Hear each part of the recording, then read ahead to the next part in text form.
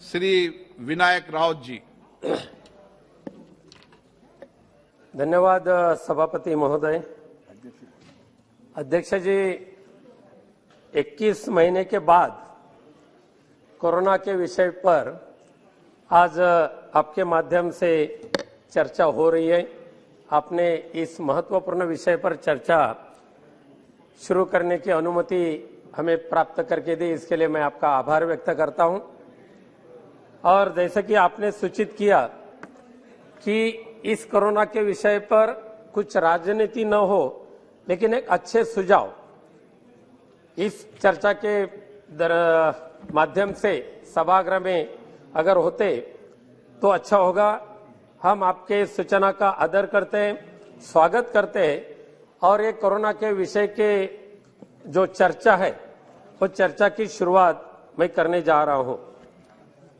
सभापति महोदय, वैसे तो सबसे पहले मैं धन्यवाद दूंगा आदरणीय पंतप्रधान नरेंद्र मोदी जी हो, केंद्रीय स्वास्थ्य मंत्री मांडविया जी हो, महाराष्ट्र के मुख्यमंत्री उद्धव जी ठाकरे जी हो, या सारे देश के राज्यों के जो मुख्यमंत्री है, स्वास्थ्य मंत्री है, महाराष्ट्र के स्वास्थ्य मंत्री राजेश टोपे जी हो, या पूरे देश के इस सभागृह के संसद सदस्य हो, राज्य में लोक प्रतिनिधि के रूप में काम करने वाले विधानसभा और विधान परिषद के सदस्य हो, या देश के सारे लोक प्रतिनिधि स्थानिक स्वराज्य संस्था के हो, जिला परिषद, पंचायत समिति, नगर सेवक, ये सारे प्रतिनिधियों के प्रयासों से कोरोना कार्यकाल में जिस कोरोना योद्धा ने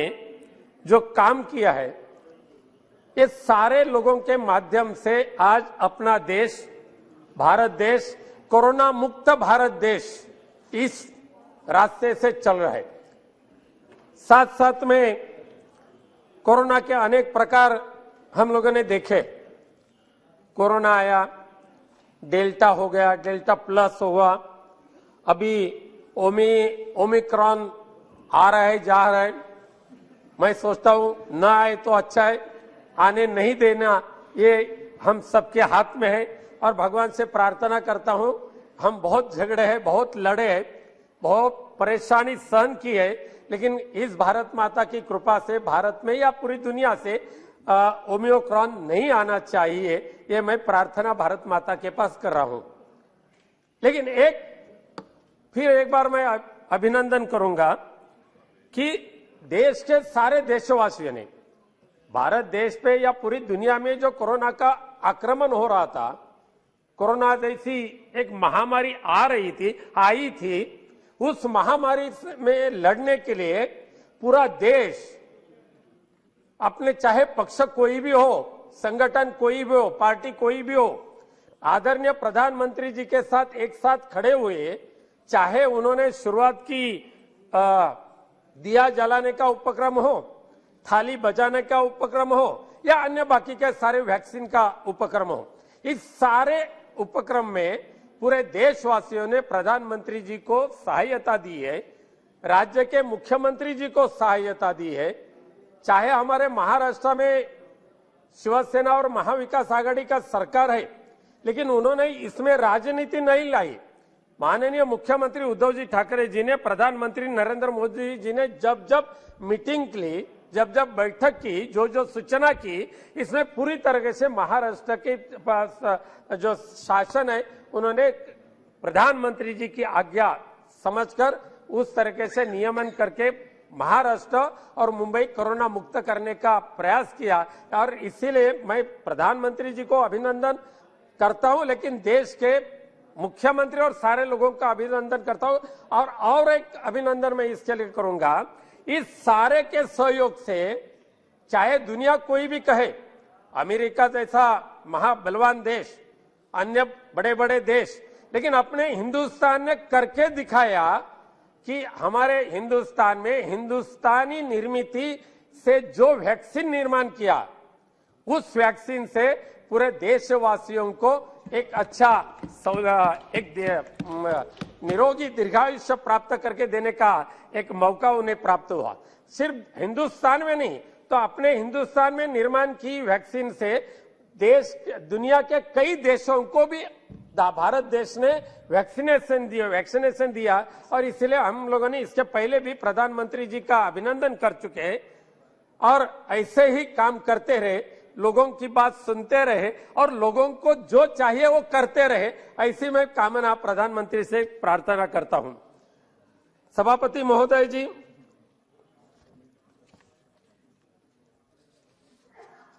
मुंबई, महाराष्ट्र, पूरे देश, मैं जैसा बताया कि इस कोरोना में राजनीति नहीं करनी चाहिए थी, लेकिन कई बार थोड़ा सा हुआ राजनीति का काम। जहां विपक्ष की राज्य सरकारें हो वहां कुछ कम ज्यादा देना, आड़ा टेढ़ा कहना और वहां के लोगों को डिमोरल करने का काम हुआ। जैसे कि मुंबई में करीब हम 1.5 लाख लोग मरेंगे, ऐसे कोई लोग बोलते थे। लेकिन सद्भाग्य से महाराष्ट्र के मुख्यमंत्री उद्धव जी ठाकरे जी के नेतृत्व में वहां के स्वास्थ्य मंत्री राजेश टोपे जी ने प्रधानमंत्री नरेंद्र मोदी जी के आदेश से जो काम किया महाराष्ट्र में और मुंबई में, इसीलिए मुंबई जैसे बड़े शहरों से भी कोरोना दूर हटाने का काम आज हो चुका है। इतने नहीं कि मुंबई में धारावी जैसे बड़े झोपड़पट्टी के जो शहर है, सबको चिंता थी कि धारावी का क्या होगा, मुंबई के झोपड़पट्टी का क्या होगा। लेकिन यहाँ धारावी के हमारे सांसद राहुल शेवाले जी है, उन्होंने भी, वो बताएंगे, वो भी इसके ऊपर विचार अपने व्यक्त करने वाले। लेकिन धारावी जैसे बड़ी झुगी झोपड़पट्टी के बस्ती में भी मुंबई महानगर पालिका के माध्यम से और वहां के सारे कोरोना योद्धा, सामाजिक संस्था, लोक प्रतिनिधि, सारे राजनीतिक दल, इन्होंने सारे लोगों ने इकट्ठा आकर एक चैलेंज एक्सेप्ट किया और पूरे दुनिया को दिखाया, अगर आपको कोरोना से मुक्ति चाहिए तो धारावी पैटर्न का अमल करें। वो दिखाया और धारावी आज कोरोना मुक्त हो चुकी है। मैं फिर एक बार आदरणीय प्रधानमंत्री जी से विनती तो हम लोग बार बार करते थे, लेकिन प्रधानमंत्री उस वक्त भी, चाहे स्वास्थ्य मंत्री हो, स्वास्थ्य सेक्रेटरी हो, बार बार इसके ऊपर निर्देश देते थे, मदद करने के लिए कुछ गाइडलाइन देते थे और जो केंद्र सरकार के माध्यम से जिसकी मदद करने के लिए जाने वाले थे उसके बारे में बोल रहे थे। मैं उस वक्त केंद्रीय स्वास्थ्य मंत्री मनसुख मांडविया जी ने भी हमें सारे सांसदों को एक खत लिखा था और उसमें उन्होंने लिखा था कि केंद्र सरकार के माध्यम से कई मदद राज्य सरकारों को करने वाले हैं, उसका ब्यौरा इस पत्र में दिया था और उसमें लिखा था ventilators, drugs, medical oxygen cylinder, PSA plant, etc सब था। लेकिन क्या हो गया सभापति महोदय, दुर्भाग्य से मैं कहना चाहता हूं कि टीका टिप्पणी नहीं, जो लेकिन असलियत है वो कई चीजें इस चर्चा के माध्यम से, आपके माध्यम से सम्माननीय मंत्री जी के जानकारी में लाने का कर्तव्य हमें निभाना ही पड़ेगा। इसके लिए उस वक्त पीएम केयर फंड के माध्यम से कोरोना के कार्यकाल में कई मदद की गई, लेकिन उसमें भारी मात्रा की आवश्यकता थी पीएसए प्लांट, वेंटिलेटर्स, ड्रग और बाकी की जो मदद करने की आवश्यकता थी। लेकिन सभापति महोदय, मैं आपके जानकारी के लिए बताना चाहता हूं कि उस वक्त जो कोरोना के कार्यकाल में पीएम केयर फंड से जो वेंटिलेटर दे चुके थे, जो पीएसए प्लांट देने की व्यवस्था हुई थी, दुर्भाग्य से मुझे कहना पड़ रहा है कि पीएम केयर के माध्यम से जो वेंटिलेटर दिए गए थे उसमें से 60% वेंटिलेटर आज भी काम में नहीं है, आज भी नहीं है। और ये मंत्री जी को उसकी जानकारी होनी चाहिए कि मंत्री जी का या प्रधानमंत्री जी का उसमें कोई कसूर नहीं है, उसमें गलती नहीं है। लेकिन जिस एजेंसी को ये काम दिया था उन्होंने पैसा लिया, लेकिन थर्ड क्वालिटी के वेंटिलेटर वहां सप्लाई किए और जो टेक्नीशियन देने की आवश्यकता थी, बार बार कंप्लेंट करने के बाद भी वेंटिलेटर सप्लाई जिस एजेंसी के माध्यम से हुई थी सभापति महोदय, उनके टेक्नीशियन वहां जा नहीं रहे थे, गांव तक पहुंच नहीं रहे थे। इसके लिए सैकड़ों की संख्या में, हजारों की संख्या में आदरणीय प्रधानमंत्री जी ने जो वेंटिलेटर दिए थे वो लोगों के उपयोग में नहीं आए। इस चर्चा के माध्यम से मैं विनती करना चाहता हूं सभापति महोदय, आपके माध्यम से मंत्री महोदय जी से। मंत्री महोदय मांडविया जी एक अच्छे कामयाब होने वाले मंत्री है, मुझे आदर है उनके प्रति, कभी भी जाए उनके पास कुछ भी कहे तुरंत मदद करते हैं, लेकिन उनके ऐसे कोऑपरेटिव नेचर का दुरुपयोग जो लोगों ने, जो ठेकेदारों ने की करके लोगों को तकलीफ देने का काम किया, उस ठेकेदारों को, उस सप्लाई करने वाले एजेंसी के ऊपर कड़ी कार्रवाई करने की आवश्यकता है।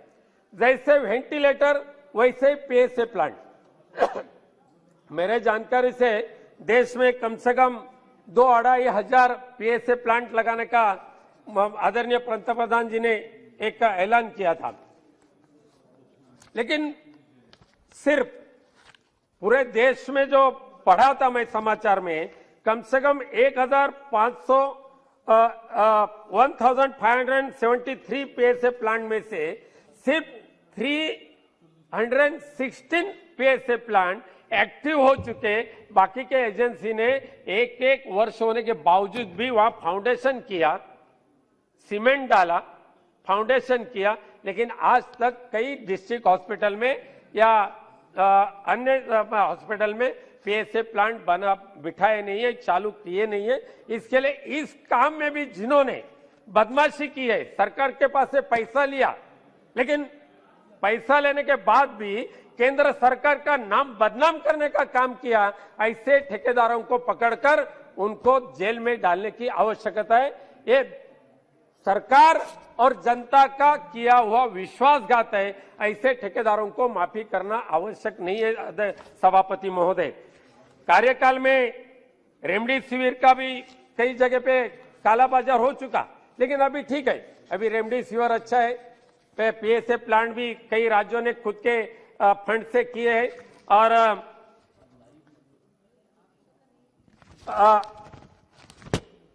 बाकी की जो हॉस्पिटल्स है वो भी जम्बो हॉस्पिटल भी कई राज्यों ने अच्छी तरह से निर्माण की। खास करके मुंबई में आप देखें तो एनएसए प्लांट, हमारे seven hill hospital, Bandra Kurla complex या महालक्ष्मी, ये सारे अगर कोविड हॉस्पिटल आपने अगर देखे होंगे सभापति महोदय, तो इस कोरोना ने भी हमारे सामने जो चैलेंज खड़े किए थे, उस चैलेंज को निभाने का काम केंद्र और राज्य सरकार से अच्छी तरह से हुआ। इसीलिए आज जिस चाइना में, जिस चीन से ये कोरोना का फैला हुआ ऐसा कहा जा रहा है, उस चीन में आज भी कोरोना बसा हुआ है, लेकिन भारत देश से आज कोरोना हद्दपार हो रहा है, तड़ीपार हो रहा है, और कोरोना मुक्त देश निर्माण करने का काम हो रहा है। लेकिन और कई समस्या उसके बावजूद निर्माण हो चुकी है।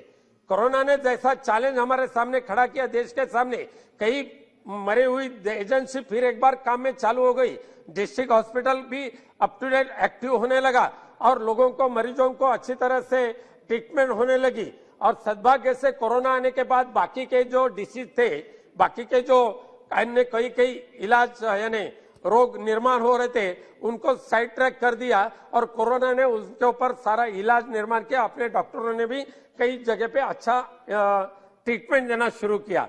लेकिन कोरोना कार्यकाल का दुरुपयोग करने का काम भी कई प्राइवेट अस्पताल ने किया। सभापति महोदय, आप भी जानते हैं, ग्रामीण इलाके से सभापति महोदय आप आते, आपको भी मालूम है, पहले टर्म में कोरोना से सारे के सारे निजी डॉक्टर्स भाग रहे थे, लेकिन दूसरी टर्म में सेकंड वायरस जब आया कोरोना में, तो सारे डॉक्टर्स लोगों ने अपना दुकान खोल के बैठे। इंश्योरेंस कंपनी एक तरफ और डॉक्टर्स दूसरी तरफ, दोनों के मिली भगत से जब डॉक्टर अस्पताल में जब मरीज आता था कोरोना का, तो पहले डॉक्टर पूछते थे आपका इंश्योरेंस है क्या। अगर इंश्योरेंस हाँ बोले तो डायरेक्ट 5 लाख ऊपर का बिल, और टाइप हो रहा था। 5 लाख का इंश्योरेंस, 5 लाख का यानी 6 लाख का तो बिल होना ही चाहिए था। और इसी तरह से कई जगह पे, कई डिस्ट्रिक्ट में, कई शहरों में भी कोरोना के नाम पे कई हॉस्पिटल्स ने लोगों को लूटने का काम किया, लोगों को फंसाने का काम किया।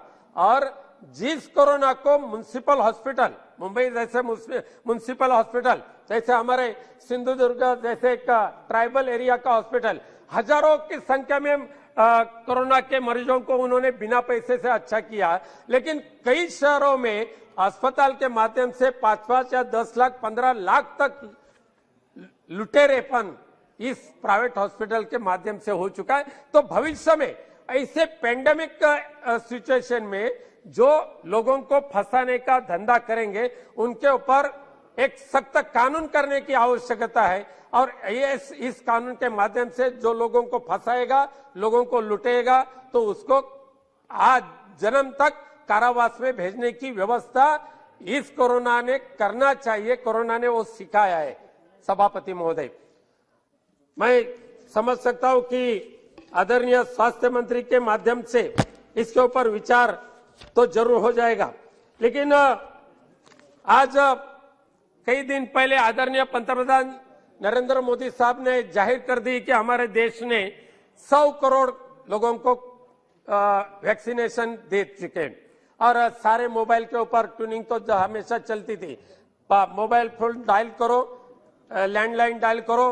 तो अपने देश ने 100 करोड़ लोगों को कैसा टीकाकरण किया, उसकी कैसेट कम से कम 2 मिनट चलती थी सभापति महोदय। और फिर जानकारी लेने के लिए जब हम लोगों ने शुरुआत की, तो एक है 100 करोड़ जरूर हुए होंगे, लेकिन आज मेरा प्रश्न एक है सभापति महोदय कि असलियत से 2 डोज लेकर 100 करोड़ की पूर्तता हो चुकी है क्या? अपने देश में कम से कम 130 करोड़ आबादी है, बाकी बिलो 18 छोड़ दे 30 करोड़, लेकिन ऊपर के 100 करोड़ लोगों को 2 डोज अभी तक दे नहीं चुके। आज कल की जो यहां जो साइट के ऊपर जो जानकारी है, यानी 2 दिसंबर, आज 2 दिसंबर सवेरे 9 बजे की जो जानकारी है, तो अपने देश में डबल डोज लेने वाले की संख्या 45 करोड़ 82,78,988 इतनी है। यानी पूरे देश के जितनी आबादी है उसे सिर्फ 38% लोगों की डबल डोज हो चुकी है। क्या इसमें हम समाधान मानेंगे सभापति महोदय? सभापति नहीं, समाधान नहीं मान सकते, क्योंकि आज कहां भी जाए, एयरपोर्ट में जाए, बस में जाए, ट्रेने में जाए, या कहां भी जाए, 2 डोज है तो सर्टिफिकेट दिखाइए, नहीं तो बाहर जाइए। जब तक 2 डोज पूरा करके लोगों को एक समाधान नहीं प्राप्त हो रहा है, तब तक हम लोग खुशी नहीं मना सकते सभापति महोदय। और इसीलिए जो शुरू में कोविशील्ड 32 या 45 दिन का मर्यादा थी, लेकिन क्या मालूम नहीं क्या ऐसा हुआ, क्या खोज निकला कि कोविशील्ड के लिए डायरेक्ट सेकंड डोज 84 डेज के बाद, कोवैक्सीन 28 डेज। तो अगर कोवैक्सीन 28 डेज का था, तो कोवैक्सीन का निर्माण ज्यादा संख्या से क्यों नहीं हुआ? 84 डेज तक कोविशील्ड के लिए रहा करना, और तब तक देश में कहा घूमना नहीं, घर से बाहर निकलना नहीं, कोई भी फायदा नहीं होगा। सेंट्रल गवर्नमेंट, स्टेट गवर्नमेंट के कोई भी योजना अगर आपको लेना हो तो डबल डोज का प्रमाण पत्र हो तो ही मिल सकता है, अन्यथा नहीं मिलेंगे। ऐसी जब एक मुसीबतें लोगों के सामने आई, तो सरकार का कर्तव्य है कि अपने देश को डबल डोज देकर 100 करोड़ लोगों को डबल डोज आप कितने दिन में देकर आप पूरे देशवासियों का आधार देंगे, ये इस चर्चा के माध्यम से, सरकार के माध्यम से स्पष्ट होने की आवश्यकता है सभापति महोदय। एक थोड़ी सी शंका ऐसी थी, टीका टिप्पणी नहीं है, लेकिन जो दिल में प्रश्न है तो आपके सामने सभापति महोदय रखना ही पड़ेगा। वो जैसे कि हाँ, मन की बात है, तो बीच में ऐसा हो रहा था कि जहां भारतीय जनता पार्टी की सरकार है उनको भर भर के दे देना, पूरा खाली करके दे देते थे, और जहां भारतीय जनता पार्टी की सरकारें नहीं है वहां कंजूसी क्यों कर रहे थे? सभापति महोदय, उत्तर प्रदेश में 11,28,40,727 डोसेज दी गए। टोटल डोसेज बताता हूं ना, टोटल डोसेज हुआ 16,38,12,323। गुजरात में 8,15,25,236 और महाराष्ट्र में 12-13 करोड़ के महाराष्ट्र में सिर्फ 11,52,43,000 है। और मुंबई जैसे बड़े शहर जहां 2.5 करोड़ लोग आबादी है, सभापति महोदय, आपका भी प्यारा शहर है वो, वहां सिर्फ 1 करोड़ 1.5 करोड़ इतना ही देकर इस देश के सारे देशवासियों शहर है। मुंबई सबको बहुत प्रिय है जी। मुंबई सबको बहुत प्रिय है जी। नहीं, गुजरात की संख्या कम है ना प्रज्वल जी? नहीं, सभापति महोदय, इस देश के 130 करोड़ जनता आदरणीय प्रधानमंत्री जी की है, आदरणीय स्वास्थ्य मंत्री जी की है, तो ऐसा दुजाभाव क्यों कर रहे आप? महाराष्ट्र देखो तो टेढ़ी नजर से देखे, गुजरात देखो तो अच्छी तरह से मदद करे, उत्तर प्रदेश इलेक्शन आने वाले इसके लिए उनको ज्यादा से ज्यादा उनको दे दे। ऐसा नहीं होना चाहिए सभापति महोदय, ऐसा नहीं होना चाहिए। जनसंख्या के आधार पे देना चाहिए, ये मेरा कहना, ये मांग है मेरी। जनसंख्या के आधार पे दे तो सबको न्याय आप दिए, ऐसा हम समझ सकते हैं। लेकिन भविष्य में मेरी एक मांग है कि जो कोविशील्ड का कार्यकाल 84 डेज जो किया है 2 डोज के बीच में, वो कम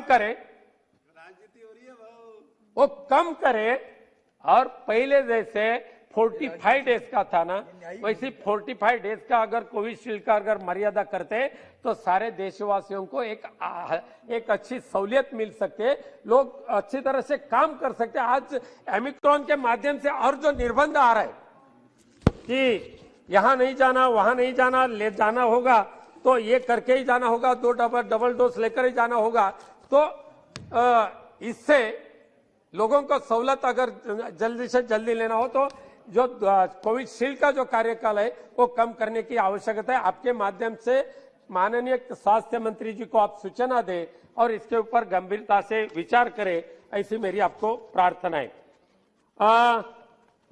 सद्भाग्य से अभी वैक्सीन का लॉसेस कम हो चुके हैं, उसमें कुछ सारे स्टाफ भी ट्रेन हो चुका है और लोगों को अच्छी तरह से जानकारी। शुरू में वैक्सीन लेने के लिए लोग आगे नहीं आते थे, लेकिन अभी लोग खुद करके आगे आके बोलते हैं कि वैक्सीन हमें चाहिए और हमको जल्दी से जल्दी मिले। सभापति महोदय, कोरोना के बाद जो परिस्थिति निर्माण हुई है उसके ऊपर मैं कई मेरे विचार सबसे संक्षिप्त में रखना चाहता हूं। दुर्भाग्य की बात ऐसी है, कल ही 2 दिन के पहले कोरोना के बाद कम से कम 11,000 लोगों ने आत्महत्या, खुदकुशी की, ऐसे अपने गवर्नमेंट के रिपोर्ट में है। 6 लाख से भी ज्यादा संख्या उद्योगों की थी, वो उद्योग बंद पड़ चुके हैं, बेरोजगार हो चुके हैं। यानी 6.5 लाख उद्योग बंद होने के बावजूद कम से कम हर एक उद्योगों में 100 लोग भी काम करते थे। यानी मतलब 6.5 लाख इंटू 100 लोग, देखिए सभापति महोदय कितनी करोड़ों संख्या से बेरोजगारी का निर्माण इस कोरोना कार्यकाल के दरमियान हो चुका है। मैं पूछना चाहता हूं कि देश के करोड़ों लोग आज जो बेकार हो चुके हैं, बेरोजगार हो चुके हैं, उनके भविष्य के लिए सरकार के माध्यम से क्या करना चाहते? बीच में गवर्नमेंट अपने सरकार ने 6 लाख रुपया सारे किसानों को देने का ऐलान किया। बीपीएल के माध्यम से जो किसानों थे 6,000 हर वर्ष में 6,000 शुरू में 11 करोड़ लोगों को दिया, दूसरा इंस्टॉलमेंट 8 करोड़ और तीसरा इंस्टॉलमेंट 3 करोड़ 21 लाख। और सभापति महोदय, आपके क्षेत्र में भी डेफिनेटली वैसा होता होगा, लेकिन मैं जिस एरिया से आता हूं सिंधुदुर्ग रत्नागिरी से, वहां गवर्नमेंट के ऑफिसर ने जिन्हें ये 6,000 मिला था उनको नोटिस भेजना शुरू किया। तुरंत 6,000 जमा करो, नहीं तो जब्त करेंगे आपकी संपत्ति। गलती गवर्नमेंट सर्वेंट की, मैं केंद्र सरकार की गलती नहीं समझूंगा, लेकिन उस वक्त आदरणीय प्रधानमंत्री जी ने सारे देशवासियों को कहा था कि हमने कोरोना के कार्यकाल में या उससे पहले देश के बिलो पॉवर्टी लाइन के जो किसान हैं उनको हर वर्ष में 6,000 देकर 11 करोड़ लोगों को दिया है, ऐसा प्रधानमंत्री जी ने कहा था। लेकिन जिस 11 करोड़ लोगों को दिया था उनमें से 8 करोड़ लोगों से पैसा वापिस लेने का काम केंद्र सरकार के आदेश से अभी हो रहा है। बैंक में पैसा न मांगते हुए जमा हुआ, उनका मांगा नहीं, लेकिन उनको मिला, ठीक है, मोदी साहब की कृपा हुई, उन्होंने भगवान के सामने जाके हाथ जोड़ा और बोले ऐसे पंतप्रधान हमें हमेशा मिले। लेकिन जब उनको नोटिस मिला कि वापिस करो 6,000, तब भगवान के पास जाकर बोले अब ऐसा कैसा हो चुका कि मोदी साहब की कृपा होने के बावजूद भी ऐसी हो कृपा किसके माध्यम से हुई। और उन्होंने साहब एक मुसीबत उनके ऊपर आई और 8 करोड़ लोगों के पास से 6-6 हजार रुपया वसूल करने का काम केंद्र सरकार के माध्यम से हुआ। महाराष्ट्र सरकार ने कंस्ट्रक्शन वर्कर को 5,000 दे दिया, जो कोरोना कार्यकाल में मर चुके, उन्हें 10 लाख रुपए, यानी गवर्नमेंट सर्वेंट थे, उन्होंने 5 लाख रुपए दिया। कई आंदोलनों में जिनकी जाने गई उन्हें भी, मराठा आरक्षण जैसे आंदोलन में जिनकी जाने गई उनको 10 लाख रुपए दिया। हम ऐसे नहीं मांग रहा हूं कि जो कोरोना के कार्यकाल में जिनका निधन हुआ, सुप्रीम कोर्ट ने कहा सभापति महोदय कि कोरोना के वजह से जिनकी जाने गई उनको मदद करनी ही होगी, ऐसा सुप्रीम कोर्ट ने कहा है। उसके ऊपर केंद्र सरकार ने अभी तक निर्णय नहीं लिया। भगवान से प्रार्थना करता हूं अगर ये निर्णय होता है तो लोगों के, उनके जो यानी परिवार के जो लोग हैं उनको कुछ न कुछ तरह के मदद मिल जाएगी। लेकिन नहीं करे, ठीक है, समझ सकता हूं, लेकिन जो आज बेरोजगारी की निर्माण हो चुकी है उनके लिए तो कुछ राहत देने की आवश्यकता है। 6 लाख उद्योग, उसमें से भारत छोड़कर भी कई लाखों लोग अभी जा चुके। उसके बाद कंपनी निजीकरण करने का शुरुआत किया। अरे मुझे सभापति महोदय समझ में नहीं आया, कोरोना से मुक्ति पाने के लिए हम प्रार्थना करते थे, लेकिन इस देश में जो सरकारी कंपनियां थी, गवर्नमेंट जो यूनिट थे, वो सारे के सारे बेचो। ये कोरोना ने कहां कहा सभापति महोदय? एयर इंडिया बेचने के लिए कहां कहा? ठीक है, लेकिन एयर इंडिया टाटा के पास देकर एक अच्छा काम किया, हम उन्हें धन्यवाद देते। आदरणीय प्रधानमंत्री जी को मैं धन्यवाद देता हूं, मैं अरविंद सावंत जी, हम दोनों वहां यूनियन के काम देखते हैं, हम बधाई करते हैं, उनको धन्यवाद देते हैं। एयर इंडिया टाटा के पास देने के बाद उसकी स्थिति जरूर सुधरेगी। लेकिन क्या आवश्यकता थी कि बीपीसीएल का निजीकरण करने के लिए? क्या आवश्यकता थी एमटीएनएल बीएसएनएल को कंगाल बनाने की? सभापति महोदय, आपके मतदान क्षेत्र में हो या मेरे मतदान क्षेत्र में, आज बीएसएनएल एमटीएनएल है क्या जिंदा? सारे गवर्नमेंट की योजना है, कोविड वो वेंटिलेटर पे है। सही बात है सभापति महोदय, एक तरफ सारे गवर्नमेंट की जो स्कीमें हैं, योजना है, आप बीएसएनएल और एमटीएनएल के माध्यम से आप गरीब लोगों तक पहुंचते हैं, और दूसरी तरफ बीएसएनएल का नेटवर्क शटडाउन, बीएसएनएल के टावर वर्किंग में नहीं, बीएसएनएल के 92% एम्प्लॉइज वीआरएस दे चुके, कंगाल बना दिया। अगर आपको सही तरीके से जियो को चलाना है ना, तो शटडाउन करो ना बीएसएनएल एमटीएनएल का। राउत साहब आधा घंटा बोल दो, जाहिर बोल दीजिए हमारा जियो है। राउत साहब आधा घंटा हो गया है, प्लीज। नहीं हो गया, थोड़ा सा रह गया, थोड़ा सा रह गया। तो नहीं, ये कोरोना के बाद का इफेक्ट में बोल रहा हूं, कोरोना के दुष्परिणाम में बोल रहा हूं। ठीक है। अभी सभापति महोदय लास्ट के 3 मिनट में ले लूंगा। अभी LIC एक कोरोना के दुष्परिणाम एलआईसी के ऊपर हो चुके हैं। संपूर्ण कोरोना के अर्थव्यवस्था पर हैं। जी। लास्ट के 2 मिनट सभापति महोदय, आप होने के बावजूद जी, प्लीज। Yes definitely sir.